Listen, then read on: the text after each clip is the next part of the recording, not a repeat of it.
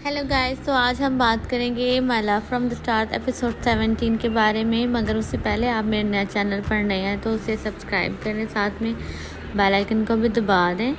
तो हमने एपिसोड में जैसे देखा था कि तोमिंजो जब सोंगी से कहता है कि क्या हम ये सारी चीज़ें एक ही मंथ में सेलिब्रेट नहीं कर सकते, क्योंकि इसके बाद मेरे पास सिर्फ एक ही मंथ का टाइम है और मैंने उसके बाद चले जाना जहाँ से मैं आया था।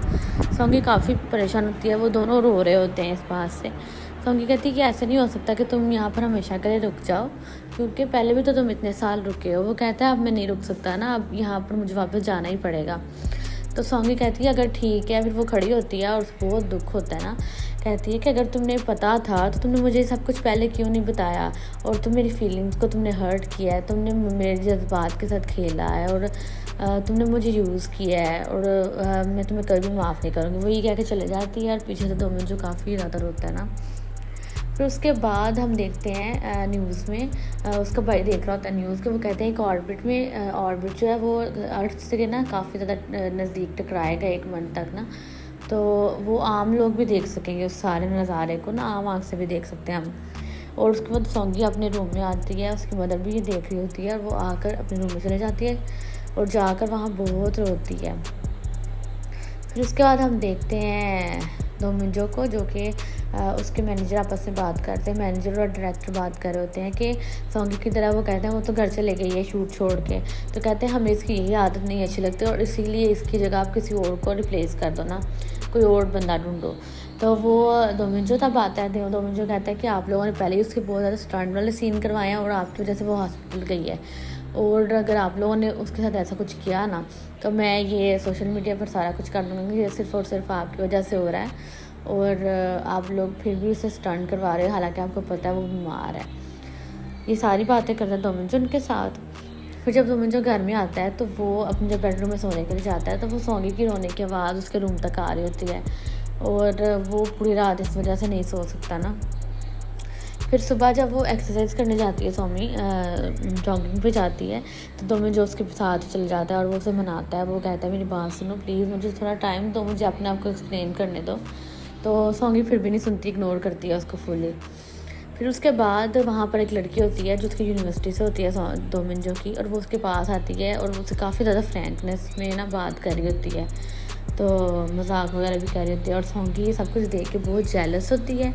फिर वो आती है उन दोनों के दरमियान में और कहती है कि दोमिंजो अगर तुमने मुझसे बात करनी तो अभी इसी वक्त कर लो ना, वरना मैं बाद में बिल्कुल, अगर तुमने की ना बात तो मैं तो बिल्कुल तुम्हारी बात नहीं सुनूंगी ना, अभी तुम्हारे पास टाइम है। फिर उसके बाद वो बात करती है उसके साथ। वो कहती है कि अगर तुम ना जाओगे तो क्या मसला हो जाएगा, क्या इतनी प्रॉब्लम है, तुम 400 सालों से भी तो यहाँ पर रह रहे थे ना, तो प्लीज़ तुम ना जाओ, तुम इस बात को मेरी समझो। अभी तो हमें मिले हुए सिर्फ 100 दिन हुए और अभी तो और भी बहुत से दिन बाकी हैं। तो दोमिंजो कहता है, अगर सब वो खामोश रहते दोमिंजो ना, तो कहती है अगर नहीं तुम ऐसा कुछ कर सकते तो प्लीज़ तुम मेरी लाइफ से ना चले जाओ चुप करके, मैं और हर्ट नहीं हो सकती ना। तो दोमिंजो कहता है ठीक है, अगर तुम ऐसे ही चाहती हो तो ठीक है, मैं यहाँ से चले जाता हूँ। और वो वहाँ से चले भी जाता है। फिर हम लियो को और उसकी मदर को देखते हैं जो उसके सबसे बड़े भाई की कब्र पे आए होते हैं, और वहाँ पर उसकी माँ उसको बता रही होती है लियो को कि इसके तुम्हारा जो बड़ा भाई था और बहुत ज़्यादा डिप्रेशन में चला गया था किसी लड़की की वजह से, और उसकी वजह से उसने ना बहुत ज़्यादा ड्रग्स ले ली थी और जिसकी वजह से उसकी डेथ हो गई ना, उसके ब्लड में बहुत ज़्यादा ड्रग्स पाई गई थी ना। तो लियो कहता है हो सकता है ये एक इंसिडेंट ना हो, ये मर्डर हो, ये भी तो हो सकता है ना। तो जब उसके बाद लाइब्रेरी जाता है, लाइब्रेरी में जाकर वो सारा अपने भाई के जो अखबार होता है, जब वो खबर आई होती है वो सारा पढ़ा होता है कि इनकी बॉडी के अंदर क्या क्या मिला था, और वो सारी डिटेल उनकी पढ़ता है। और बाद में वो यूरा के केस की जो अखबार होती है वो भी पढ़ता है सारी, उसमें भी उसकी सारी डिटेल होती है। और वो देखता है कि उन दोनों में चीज़ें कॉमन होती है, दोनों को जो ड्रग्स दी होती हैं वो बिल्कुल सेम होती है, उनकी क्वांटिटी भी सेम होती है। तो लियो को लगता है कि कहीं ओबा ने जिस तरह उसको मारा है यूरा को, उसने कहीं उसके बड़े भाई को भी ना मारा हो ना। तो वो आगे से खामोश होता है। फिर उसके बाद वो प्रोसिक्यूटर से मिलता है, ऑफिसर से मिलता है, सिमी के भाई से। वहाँ पर उनको बताता है कि मेरे भाई ने अपनी वाइफ को एक पागल खाने मेंटल हॉस्पिटल में रखा हुआ है, और वो उनके नंबर वगैरह देता है, सारा कुछ बताता है। फिर उसके बाद हम ना दोमिंजो को देखते हैं अपने लॉयर के साथ, वो बैठ के वो परेशान होता है, डिप्रेस्ड होता है, और वो इस वजह से काफ़ी ज़्यादा ड्रिंक कर लेता है, जिससे फिर वो अपनी पावर से पूरी बिल्डिंग की लाइट्स ऑफ कर देता है। और जब वो सो जाता है तो उसके बाद हम देखते हैं सॉन्गी जब अपने रूम में आती है वो ऑन करके लाइट से ऑन करके तो मोमबत्ती ऑन करके उसके बाद हम देखते हैं कि वो जो उसके रूम में आकर सो गया होता है और वो काफ़ी गहरी नींद में वहीं पे सो जाता है। पर जब सुबह उठता है तो वो खुद भी अपने आप को देख के बड़ा हैरान होता है कि आखिर मैं इसके कमरे में आ कैसे गया। तो सॉन्गी फिर पूछती है कि तुमने मेरी इजाज़त के बगैर मेरे कमरे में कदम क्यों रखा ना। और फिर वो इसके नज़दीक आकर उसको वो किस भी देती है। तो वो कहता है तुमने ये किसकी इजाज़त दी है मुझे ना। तो वो कहता है तुमने भी तो ऐसे बहुत दफ़ा मुझे किया है, मेरी परमिशन नहीं ली तुमने। फिर उसके बाद हम देखते हैं प्रोसिक्यूटर्स को जो कि उसी हॉस्पिटल में जाते हैं और पूरा हॉस्पिटल छानते हैं लेकिन उनको वो लड़की नहीं मिलती कहीं पर भी ना। और फिर हम सॉन्गी को देखते हैं जो अपने रूम में बैठकर दोमिंजो को आवाज़ दे रही होती है। वो कहती है मुझे नहीं पता तुम मेरी बात सुन रहे हो या नहीं, लेकिन मैं तुम्हारे पर काफ़ी ज़्यादा बोली थी और मुझे इस बात का दुख भी है, लेकिन मुझे तब गुस्सा आया हुआ था ना और अब मेरा गुस्सा ठंडा है और मैं चाहती हूँ कि मैं ना तुम्हें अच्छे अल्फाजों में याद करूँ जब तुम चले जाओ। और मैं नहीं चाहती कि ये टाइम जो हमारे पास थोड़ा सा रह गया वेस्ट करूँ मैं उसको। तो मैं अच्छा शानदार में दिन मनाना चाहती हूँ तुम्हारे साथ जितने भी रह गए हैं वो मैं अपनी अच्छी यादों में शामिल करना चाहती हूँ। तो तुम मेरा प्लीज़ इसमें साथ दो ना।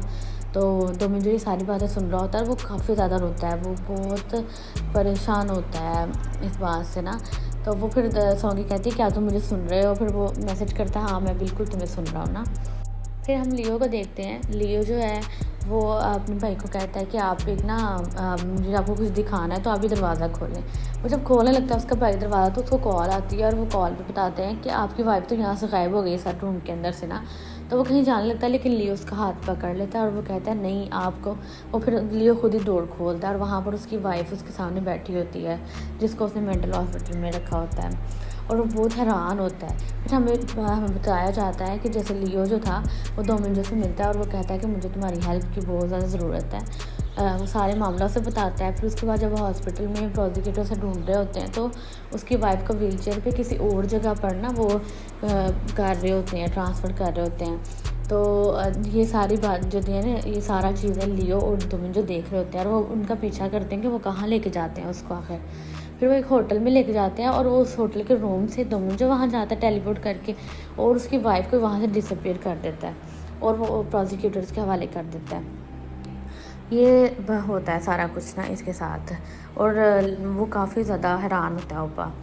उसके बाद हम दोमिंजो को और सॉन्गी को देखते हैं जो स्क्रिप्ट की सारे स्क्रिप्ट याद कर रहे होते हैं क्योंकि अगले दिन उसकी शूटिंग होती है सॉन्गी की। और उसके बाद वो बहुत अच्छा टाइम स्पेंड करते हैं अपने उसके साथ एक दूसरे के साथ। और सॉन्गी अचानक से जब एक दफ़ा बाहर आती है अपने रूम से तो वो देखते हैं दोमिंजो कहीं पर भी नहीं होता और वो बहुत परेशान हो जाती है कि कहीं चला ना गया हो दोमिंजो ना। फिर जब वो उसे बहुत बाहर आके आवाज़ें देती है तो वो कहती है कि दोमिंजो तुम कहाँ पर हो, लेकिन दोमिंजो कहीं पर भी नहीं गया होता और उसकी बैक साइड से आता है। तो वो कहती है कि मैं तो बहुत परेशान हो गई थी, मुझे लगा कि तुम चले गए और वो इसलिए कहकर रोती है, वो इमोशनल हो जाती है।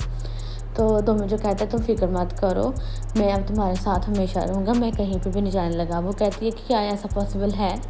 तो वो कहता है हाँ बिल्कुल, क्यों नहीं पॉसिबल, ये ऐसा बिल्कुल पॉसिबल है, मैं यहाँ पर ही रहूँगा तुम्हारे साथ। ये इस बात से जो सॉन्गी है वो बहुत ज़्यादा खुश होती है और वो दोमिंजो को हक करती है। वो दोनों एक दूसरे को हक करते हैं और इसके साथ ही जो है हमारे एपिसोड यहाँ पर फिनिश हो जाती है।